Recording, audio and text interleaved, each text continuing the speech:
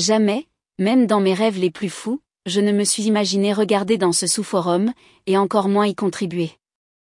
Je vais juste me confier ici pour consigner cela pour mon propre bien et peut-être pour aider d'autres personnes en chemin. C'est une histoire très similaire à d'autres que j'ai lues, mais il y a peut-être quelque chose d'unique dans mon expérience jusqu'à présent. Je vais exposer cela en fragments d'événements qui ont accru mes soupçons, plus tard, la confirmation.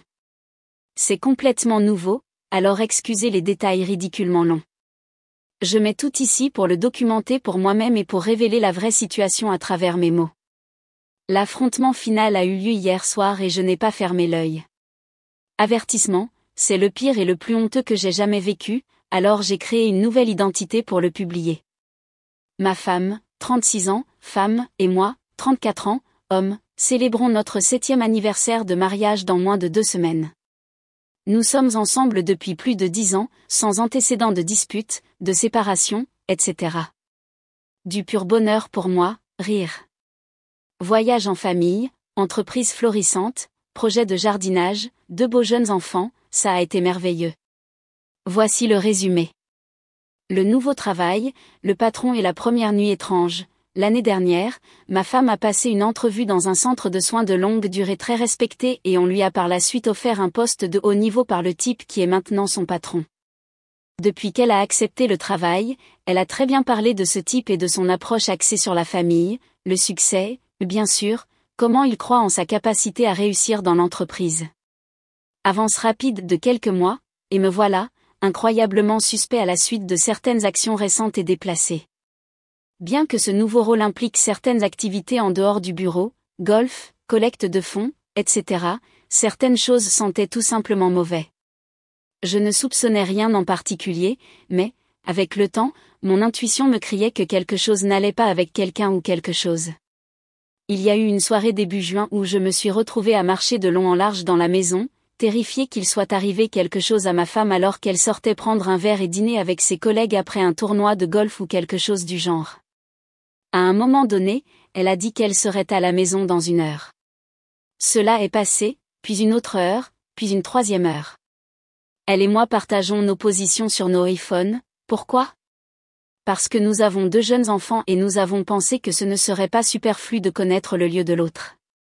Et sa position était bloquée au même endroit, sur le bord d'une route très fréquentée, nulle part près de l'endroit où elle a dit qu'elle allait. Son téléphone continuait à aller directement sur la messagerie vocale. J'ai pensé qu'elle avait peut-être eu un accident. Finalement, sur le point d'appeler la police, elle m'appelle pour me dire qu'elle rentre à la maison. Je lui dis à quel point j'étais terrifiée et elle m'a expliqué que son téléphone était tombé en panne et qu'elle était dans la voiture d'un collègue sans chargeur. Bizarre. Cela ne s'était jamais produit auparavant. Jamais elle n'était rentrée tard sans me contacter. J'ai attribué cela au nouveau travail, aux nouveaux collègues et à ses efforts pour s'intégrer socialement dans ce nouveau rôle. Son histoire collait, pour la plupart. La route où se trouvait sa dernière position, avant que la position du téléphone déchargé ne soit partagée, s'est avérée être en direction d'un restaurant où ils étaient censés se trouver. Pourtant, ce comportement déconnecté ne s'était jamais produit avec elle auparavant. C'était tellement déplacé. Avance rapide de quelques mois, ma femme s'est obsédée par ses entraînements, son poids, voulant une poitrine plus grosse. Sa routine matinale dans la salle de bain est devenue de plus en plus longue. Notez que ma femme est beaucoup plus en forme que la personne moyenne qui va au gymnase. Elle n'a rien à craindre. Elle est absolument magnifique. Le connaître dans le parking sombre et isolé, il est arrivé un jour début août qu'elle a invité son patron et quelques collègues à la maison pour prendre des verres en journée après une course à laquelle ils ont tous participé. Je me suis dit, enfin, je vais rencontrer ce patron incroyable dont j'ai tant entendu parler. Ils sont arrivés, et c'est là que tout m'a frappé. Ce type, bien que beaucoup plus âgé que moi, est beau pour son âge, près de 60 ans, mais d'une manière incroyablement inconfortable. Il ne m'a pas regardé une seule fois dans les yeux, et quand je lui ai serré la main, elle était trempée de sueur. C'est là que mon intuition a de nouveau crié, dirigeant mes soupçons vers lui. Il n'est pas resté longtemps et n'a pas interagi avec ma femme. Il n'a presque rien dit à personne d'autre que de me demander à quel lycée j'étais allé tout en regardant ailleurs. Il a essentiellement bu une bière et est parti. Après cela, Le séjour du dernier collègue se termine en invitant sa petite amie et sa fille. Après beaucoup de verres, ma femme a été très convaincante pour les inviter à un dîner improvisé. Tout cela s'est produit, et ce type et sa petite amie sont partis vers 20h. C'est maintenant le point où tout commence à se réduire.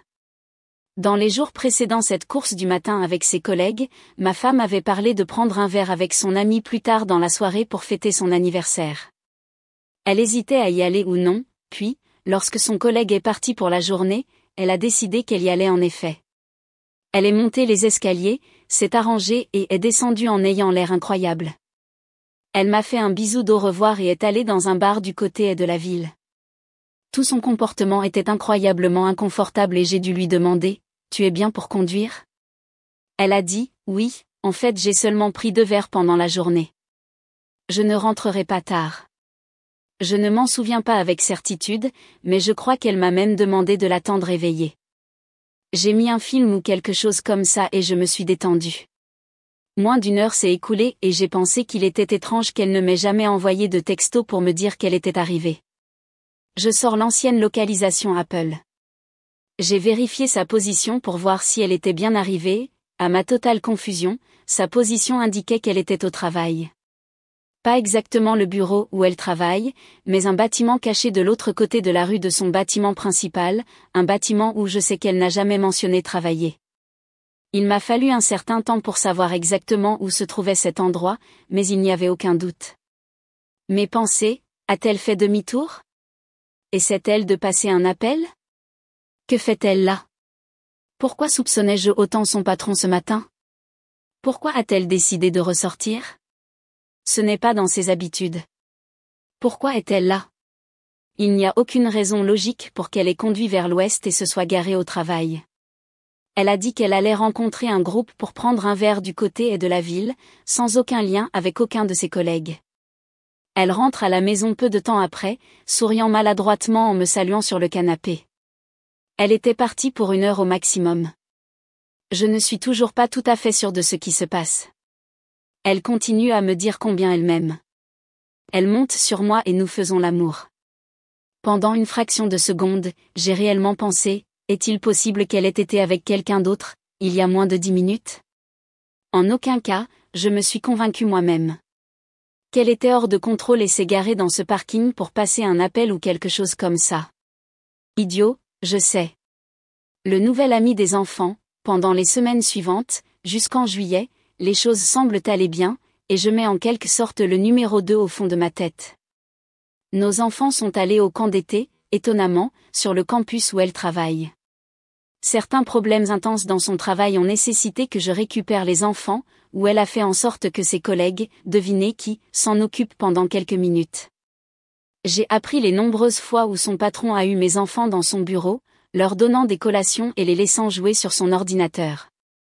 En fait, ils ont fini par le connaître. Elle a mentionné combien elle aimait le soutien de cette nouvelle équipe. L'hôtel, nous avons pris une pause pour aller à la plage avec la famille de ma femme. Nous avons passé tous les jours à la plage.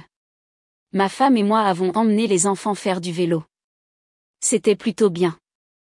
Nous sommes tous les deux retournés à une semaine de travail agité, commençant par ma femme me demandant si je pouvais aller chercher les enfants en milieu de semaine pour qu'elle puisse sortir avec ses collègues. Cela m'a un peu déconcertée, car c'était le premier jour de maternelle de notre fils aîné et nous venions de rentrer de vacances.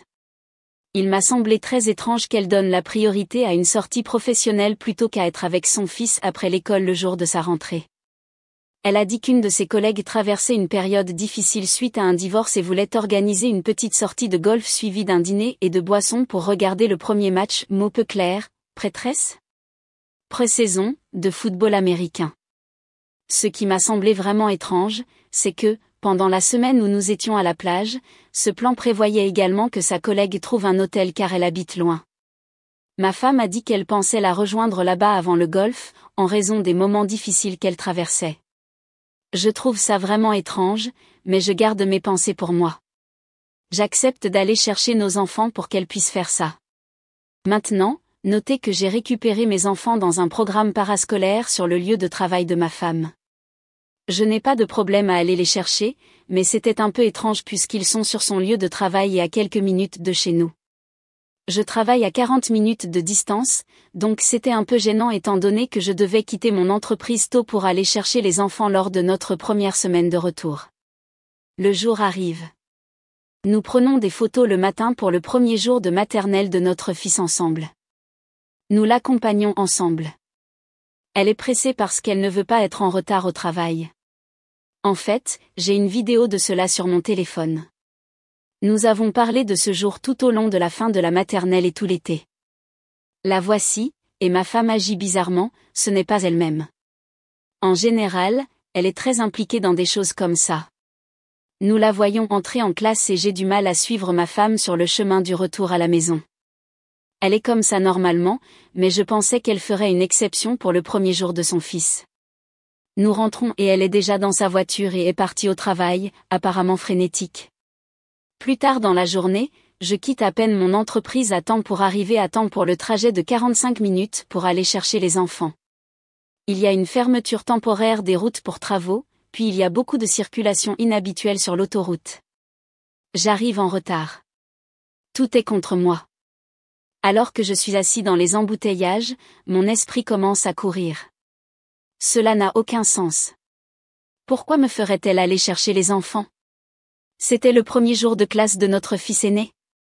Pourquoi sort-elle ce soir ? Elle ne veut pas le voir et être ensemble ? Je panique parce que c'est aussi le premier jour de notre fils au programme parascolaire et je sais que je vais arriver en retard à ce stade. J'appelle ma femme. Elle ne répond pas. Elle sait que je vais aller chercher les enfants. Pourquoi ignorerait-elle mon appel ? Nous sommes ensemble là-dedans. Attendez, elle va dans un hôtel avant le golf. Je suis stupide, quoi ? Suis-je stupide ? Oui, ça sonne comme ça. Il ne se passe rien. Je me sens si bizarre dans les embouteillages. Je ressors le téléphone, détestant ce que je suis devenue et cette chose de la localisation. Sa position, un hôtel dans la ville où elle travaille et où nous vivons, plus loin du terrain de golf qu'on ne pourrait s'y attendre. Dieu! Il n'y a aucun moyen qu'elle soit là avec son patron. Si elle l'est, je parie qu'ils sont tous là, et qu'ils sont au bar en train de prendre un verre. Mais pourquoi dans un hôtel ? J'appelle le numéro de garde après l'école parce que je ne peux pas joindre ma femme, qui se trouve actuellement dans un hôtel avec sa collègue. Le programme parascolaire dit, pas besoin de paniquer, les enfants vont bien, prenez votre temps et venez quand vous pourrez. Je me rapproche de plus en plus de la sortie de l'autoroute et en direction du travail de ma femme, où se trouve le programme après l'école, par hasard. Mon GPS m'indique de sortir juste près de l'entrée de cet hôtel où elle se trouve. Alors que je continue de m'approcher de la rampe, 10 minutes en retard pour aller chercher mes enfants et en regardant stupidement la position de ma femme pendant que je conduis et en me demandant si j'ai ou non le courage d'arriver seulement 5 minutes plus tard, de sauter à l'hôtel et de confirmer mes craintes, sa position commence à bouger. Et elle part. Et par un coup de chance sauvage de bouchons de circulation à 45 minutes de distance, l'hôtel en particulier et l'itinéraire sur lequel mon GPS me place pour sortir de l'autoroute pour aller chercher nos enfants, elle passe dans la direction opposée, entrant sur l'autoroute. Pris de panique à l'idée de surprendre quelque chose, je ne vois ni sa voiture ni la voiture que je sais que conduit son patron, souvenez-vous, il est venu chez moi et m'a rencontré. J'essaie de ne pas sortir de l'autoroute à ce stade. Merde. Je l'ai ratée. Elle est passée juste à côté de moi. Que Dieu m'aide si c'est réel. Mon cœur bat fort rien qu'à me souvenir de ce moment. Elle a dû être dans une chambre pendant 1 heure. Le déni et la culpabilité s'emparent de moi. Je me sens mal de la suivre à la trace, mais j'essaie de le justifier dans mon esprit à travers les horribles sentiments en moi. Que m'arrive-t-il ? Je récupère les enfants, 10 minutes en retard, toujours sonné par le fait que ma femme n'a pas répondu, mais terrifié par le fait qu'il y a maintenant une possibilité que cela se produise réellement. Elle ne m'avait toujours pas rappelé. Mes enfants se sentent si dépendants dans mes mains, et je suis terrifiée pour eux. J'ai enfin des nouvelles d'elle après que les enfants et moi soyons à la maison en train de manger. Je crois que je lui ai envoyé une photo de nous tous en train de traîner torse nu. Sa réponse, Dieu, je vous aime, les gars. Avant de se coucher, les enfants et moi l'appelons par FaceTime, ce que nous ne faisons pas normalement. Je pensais que je devrais le faire, pour qu'elle ne puisse pas éviter de me montrer avec qui elle est. Elle répond, et ils sont dans un bar, mais son patron n'est pas là, apparemment. Ouf, peut-être qu'elle était vraiment à l'hôtel avec sa collègue. Puis un de mes enfants demande, où est un tel? Vous savez, le type qui leur donne des collations lorsqu'ils visitent le bureau. La caméra bouge et le voilà, souriant et saluant mes enfants. Nous nous disons au revoir et je couche les enfants. Elle rentre finalement à la maison 1 heure plus tard. Elle est si reconnaissante que j'ai pu aller chercher les enfants, m'en occuper, leur préparer le dîner, les coucher, etc. Elle me dit combien elle m'aime et nous faisons l'amour vraiment bien. Je me sens si mal. Je me sens violée. La preuve irréfutable, 3 jours plus tard, ma femme et moi nous réveillons dans le lit un dimanche matin.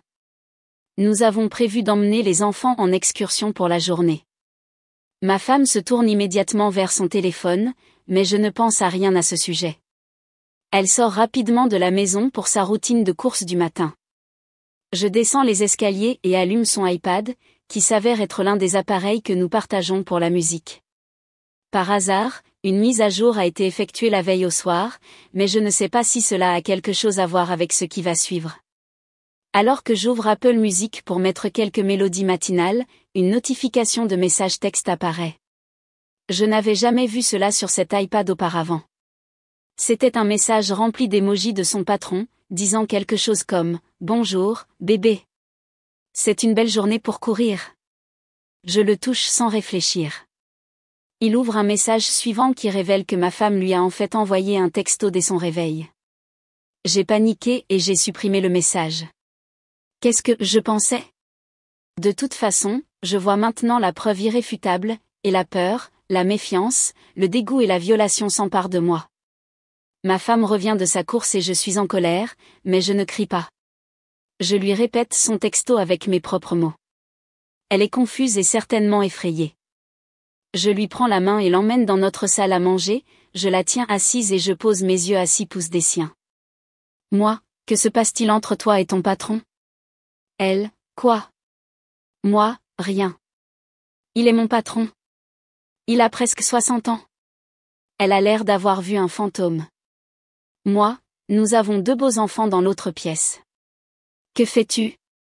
Je lui ai expliqué les textos. Elle, rien, je le jure. Bébé, est juste quelque chose que nous nous appelons, et lui et moi sommes dans une compétition amicale d'Apple Watch. Je lui ai dit que j'allais courir. Je le jure, il ne se passe rien. Je m'éloigne. Je pense que je n'aurais rien dû dire. J'aurais dû garder mon calme, laisser les textos continuer à arriver et obtenir ma confirmation de quelque chose qui ne me mentira pas. Mais je ne veux pas continuer à espionner et à me faufiler. Je suis désespérée qu'elle avoue simplement. Nous conduisons maladroitement à notre excursion. Elle est bizarre tout le chemin, évidemment. Nous terminons une longue et paisible randonnée avec les enfants. Ils s'endorment sur le chemin du retour, et je lui reparle du texto du matin. Je lui dis que ça me tue, et le fait que quelqu'un lui ait envoyé un texto tôt un dimanche matin me dit ce qu'il a en tête. Elle accepte immédiatement que cela est mauvaise allure, évidemment après y avoir réfléchi toute la journée. Elle ne nie pas cela. Elle nie cependant qu'il se passe quelque chose. Pendant ce temps, l'hôtel du numéro 4e brûle toujours un trou dans le côté du crâne. Plus tard dans la soirée, nous reparlons du texto avec une bouteille de vin. Je pensais que je pourrais en tirer quelque chose de plus. Sans succès, seulement plus de déni et d'assurance qu'elle n'avait rien fait de mal. Presque 3 semaines plus tard. Confirmation, je me suis réveillée samedi dernier avec une vision déchirante de ma femme avec quelqu'un d'autre.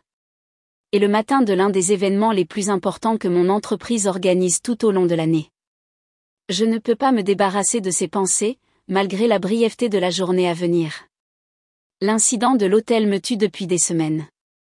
Ma femme va au gymnase avec nos enfants, ce que nous faisions ensemble, et je pars au travail au milieu du chaos d'organiser ce qui devrait être un grand événement réussi dans mon entreprise. Toutes ces choses bouillonnent en moi. Je me sens si mal. Je veux partir et être à la maison avec ma famille, pour montrer que je ne travaille pas trop, pour montrer que je les aime et que je veux ce qu'il y a de mieux pour eux. Ensuite, j'essaie de faire quelque chose que je voulais faire depuis près de 3 semaines.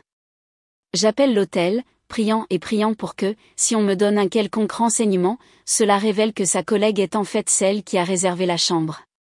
Je raccroche au deuxième coup de téléphone, y repensant. Je ne voulais pas savoir, ou le savais-je déjà? Je devais retourner au travail. Toute cette journée, soit dit en passant, ma femme est avec les enfants. La journée se termine. Je me sens mal de ne pas me précipiter pour retourner auprès d'elle, même si j'ai peut-être l'occasion de rentrer à la maison à temps pour la voir avant de me coucher. Dimanche matin, nous avons prévu d'aller chez son frère pour regarder le football américain. Je dois aller au travail, ce qui n'est pas typique le week-end, pour m'occuper des conséquences de l'événement de la veille. Elle va au gymnase avec l'intention de venir me chercher à mon entreprise pour que nous puissions aller ensemble chez son frère.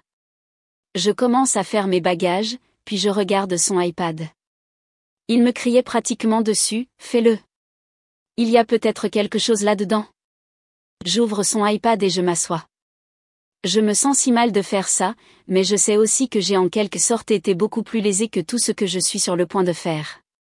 Depuis, elle a découvert comment se déconnecter d'iCloud et empêcher l'arrivée des textos, donc pas de chance là-bas, mais un signe évident qu'elle cachait quelque chose. Je regarde le contact de son patron et je vois qu'elle partageait sa position de manière intermittente avec lui la veille au soir. Quoi? J'ouvre sa séquence de photos. Il n'y a rien d'étrange là-dedans. Je fais défiler vers le bas les albums. J'ouvre, photos supprimées. Nous y voilà, des photos en sous-vêtements, le lendemain de notre retour de vacances à la plage et le matin avant qu'elle ne retourne au travail. Je ne peux que supposer qu'elle les a envoyées à son patron, car je ne les ai pas reçus. C'est très loin de sa zone de confort, typique. Donc maintenant, l'intensité et le niveau de leur relation commencent à me frapper. Et puis je le vois, apparaissant comme une capture d'écran accidentelle qu'elle a prise d'un échange de textos avec son patron la veille de l'hôtel. L'essentiel est la façon dont ils prévoient de déjeuner ou quelque chose ensemble, mélangé avec beaucoup de cœur, avec une phrase clé du patron, « J'attends de te voir depuis vendredi dernier quand tu es parti. Je t'attends, bébé. » Je regarde son historique de navigation sur son iPad. Je vois une recherche Google de « Comment on dit, un jour de plus » en espagnol. J'ai cherché le jour des photos en culotte et la veille de notre retour au travail. Cela m'a rappelé comment elle avait l'habitude de flirter avec moi quand nous avons commencé à sortir ensemble, il y a plus de 10 ans.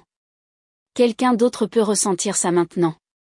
Je suis absolument convaincue à ce stade, et les 2 mois de mon déni et d'évitement de l'évidence n'ont plus de combat là-dedans. Ma vie est sur le point de changer pour toujours. Je conduis à mon entreprise et elle me retrouve là plus tard, comme prévu, avec les enfants. Nous passons du temps ensemble, mais je suis toujours sous le choc. Elle sait que quelque chose ne va pas et continue de poser des questions. Nous conduisons chez son frère presque en silence.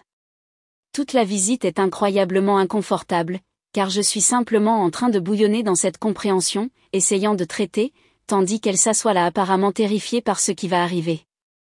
J'envoie un texto à l'un de mes associés, un monsieur avec lequel je suis impliqué dans les affaires et qui s'avère être associé de l'un des cabinets d'avocats les plus réputés de la région. Il est connu comme l'un des meilleurs avocats en divorce de l'État. Et, peut-être qu'il peut t'aider. Il m'appelle immédiatement et je sors. Je lui raconte tout ce que je peux dire en bégayant de panique. Il me calme et me dit que la seule chose que je peux faire est d'être seule avec elle et de mettre toutes les cartes sur la table. En fin de compte, peu importe comment ils y sont arrivés, ce qui compte, c'est ce qu'il y a dedans. Aveu partiel et où j'en suis en ce moment, après avoir parlé à mon avocat, nous rentrons finalement à la maison. Rien n'est dit. La tension est impossible. Finalement, après m'être assuré que les enfants dorment, je m'assois et j'attends dans la cuisine. Je lui demande, comme je l'ai fait au numéro 5, où va notre mariage? J'affirme qu'elle et son patron ont quelque chose et, d'après les informations que j'ai maintenant, c'est incontestable. Elle s'effondre un peu, mais ne pleure pas avant d'admettre quoi que ce soit. Elle commence immédiatement à dire qu'elle s'est sentie déconnectée de moi cet été. Sérieusement? Le premier incident ici, complètement déplacé, a eu lieu la première semaine de juin. Ceux-ci ont été mensuels, tout l'été, et depuis qu'elle a commencé à travailler avec ce type. Elle continue en disant qu'ils passent du temps ensemble. Elle n'admet rien. Je lui pose les questions directement, as-tu couché avec lui? Non, bien sûr que non. S'est-il passé quelque chose? Non. Je lui repose la question. Elle admet finalement qu'ils se sont embrassés. Je laisse cela s'assimiler. Je lui demande, où? Elle cherche dans son esprit, mais je peux dire que c'est fin. Elle dit, après le travail. Je lui repose la question, où? Elle ne peut pas le dire. Je lui dis, étais-tu dans un hôtel? Oui. Était-ce là? Oui. Ta collègue était-elle là? Non. Alors, tu es allé dans un hôtel avec ton patron et tu t'es embrassé? Oui, mais c'est tout. Il ne s'est rien passé d'autre. Bon, qu'avez-vous fait d'autre alors? On a parlé. On a parlé, de tout ça? Les adultes ne s'embrassent pas. Ils font l'amour. Tu n'es pas allé à l'hôtel pour t'embrasser. Elle ne nie pas cela, mais nie qu'il se soit passé autre chose. Elle dit qu'elle n'a pas pu le faire. Elle n'a tout simplement pas pu le faire. Comme si cela importait vraiment maintenant.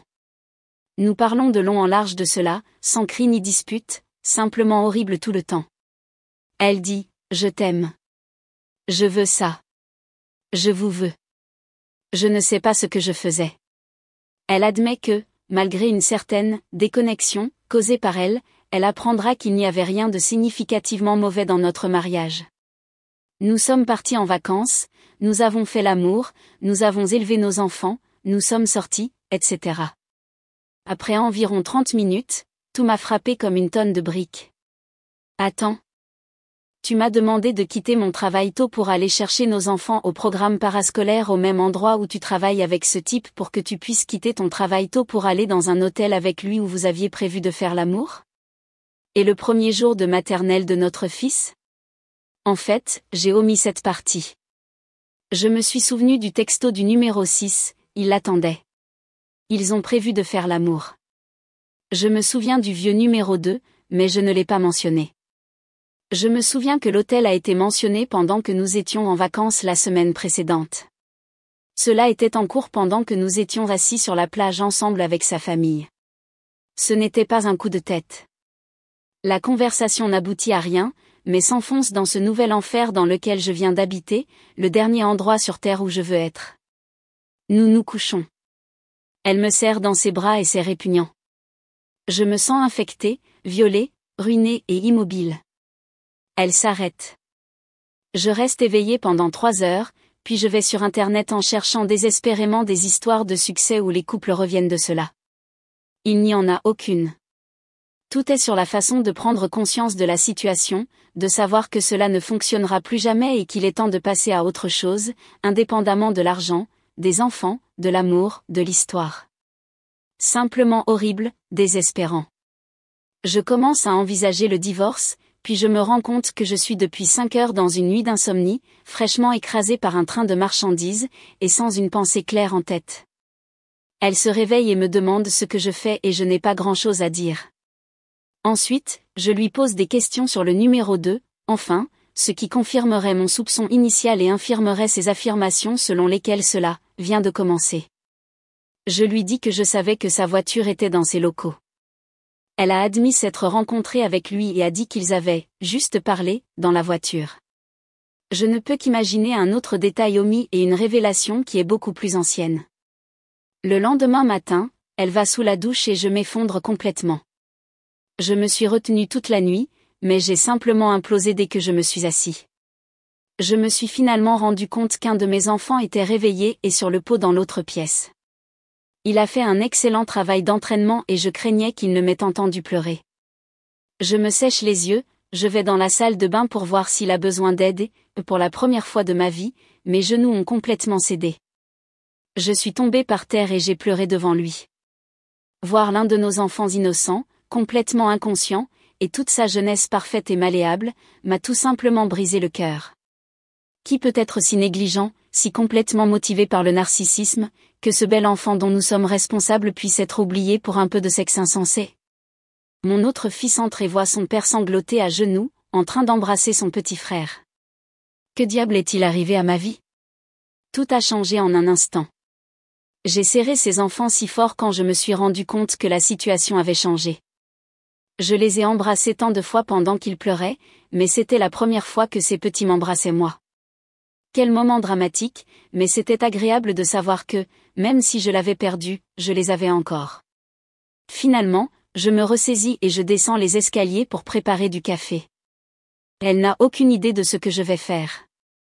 À un moment donné, au milieu de la nuit d'insomnie infernale, j'ai dit que je commence à penser que je ne peux pas surmonter cela, que tout ce que nous avons construit ensemble est vain.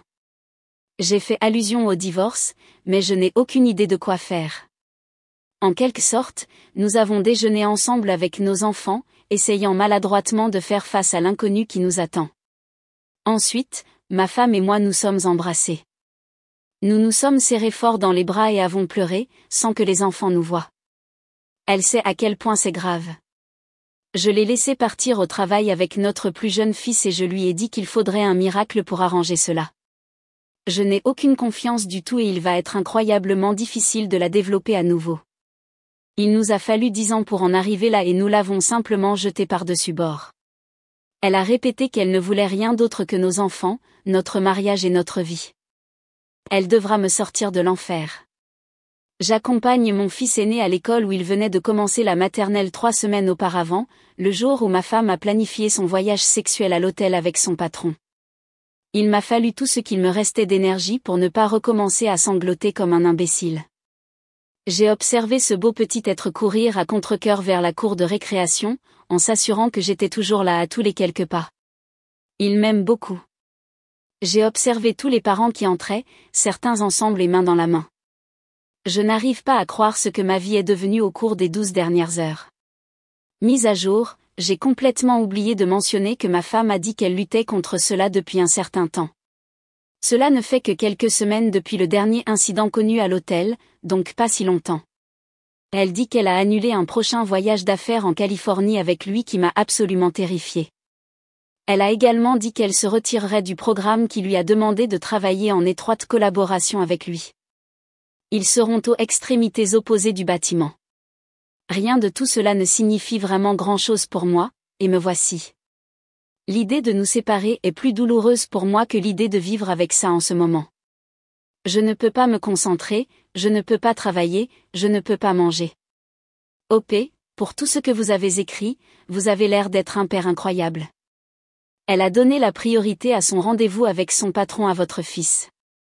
Une chose est de donner la priorité à votre partenaire à quelque chose, mais une autre lorsqu'il s'agit de votre enfant.